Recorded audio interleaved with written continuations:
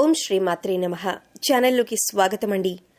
June నెలలో ప్రాణం పోయినా సరే సింహరాశి వారు ఈ 3 తప్పులు చేయకండి. ఈ రాశివారు ఈ పనులను చేసినట్లయితే నష్టం తప్పదు. ఉన్నదంతా ఊడ్చుకుపోయి రోడ్డు మీదకు వస్తారు.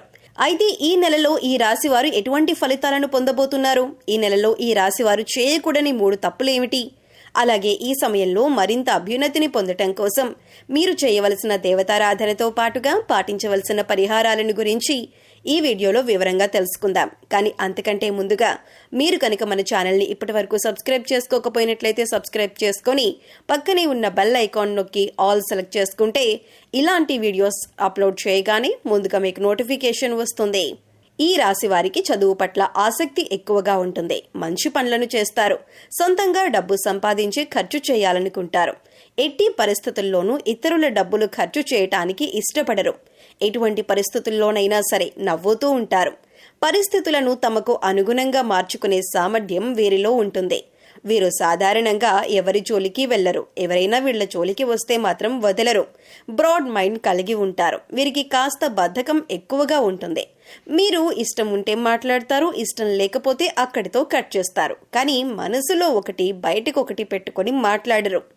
సహజంగా వీరు ఎదుటివారితో ఎక్కువగా పని చేయించుకోవాలి అనుకుంటారు. ఏదైనా పనిలో మీరు ఇన్వాల్వ్ అవ్వటానికి టైం పడుతుంది. కానీ ఒక్కసారి ఇన్వాల్వ్ అయితే శ్రద్ధగా పూర్తి చేస్తారు.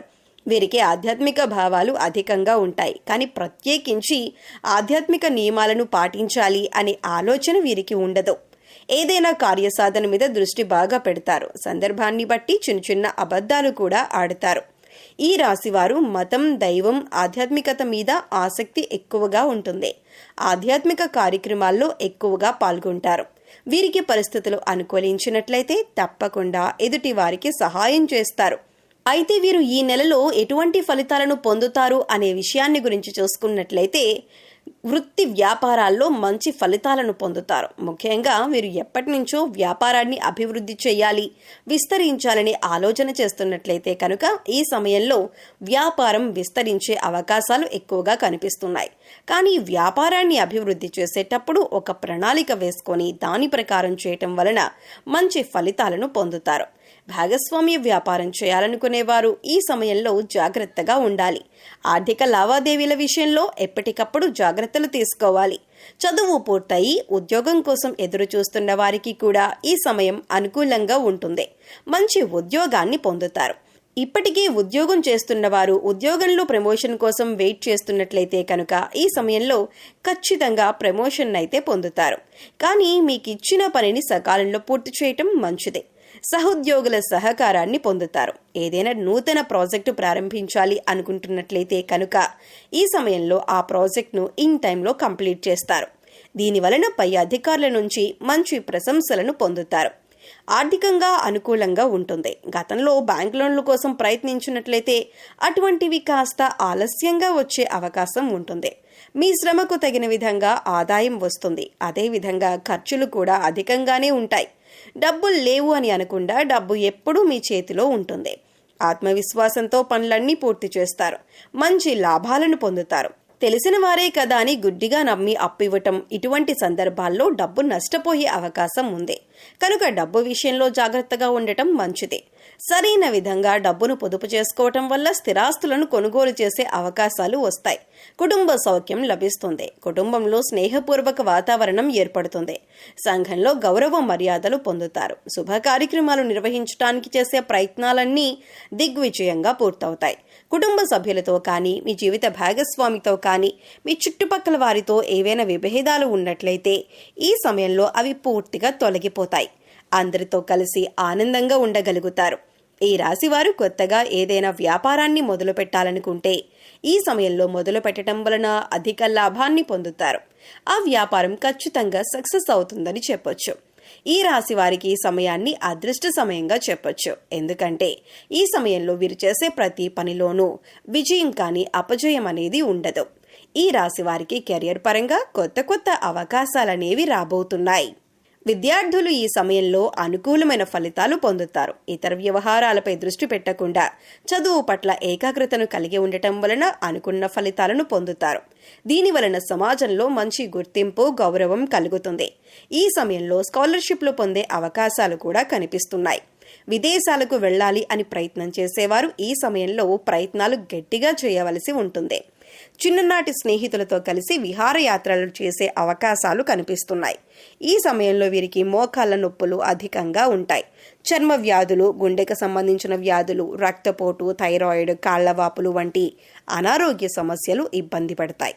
కనుక ఎటువంటి అనారోగ్య సమస్య వచ్చినా సరే వెంటనే డాక్టర్ను సంప్రదించటం మంచిదే. ఈ రాశిలో పుట్టిన వారికి లాభ నష్టాలు సమానంగా ఉంటాయి. పెట్టుబడి పెట్టేటప్పుడు అనుభవజ్ఞుల సలహాలు తీసుకోవటం మంచిదే. మీరు ఎవరితోనైనా సరే తొందరగా కలిసిపోతారు. వీరికి జాలి, దయ అధికంగా ఉంటాయి. వీరి తెలివితేటలతో స్వతహాగా ఉద్యోగాన్ని సంపాదించుకునే సామర్థ్యం వీరిలో ఉంటుంది. స్వయం కృషితో అనుకున్న లక్ష్యాలను సాధిస్తారు.